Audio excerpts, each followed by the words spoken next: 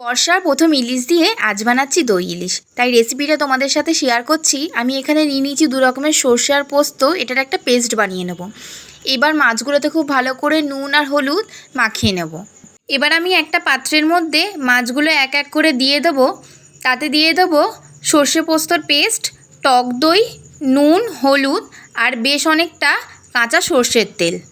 এবার আমি সব কিছু মাছের সাথে খুব ভালো করে কিন্তু মাখিয়ে নেব। এবার আমি কড়াইতে দিয়ে দেবো পরিমাণ মতন তেল। এক এক করে মাছগুলো আমি এবার তেলের ওপরে দিয়ে দেবো। মাছগুলো প্রথমে দিলাম যাতে মাছের একদিকটা একটু ভাজা ভাজা হয়। এবার আমি ওপর দিয়ে দেবো সর্ষে পোস্তর পেস্ট আর কটা চেরা কাঁচা লঙ্কা। দেখো মাছটা দিয়ে কিন্তু আমাদের অনেকটা তেল ছেড়েছে। এবার আমরা বুঝবো কিন্তু আমাদের মাছটা একদম রেডি হয়ে গেছে। এবার আমি মাছটা নামিয়ে নেব।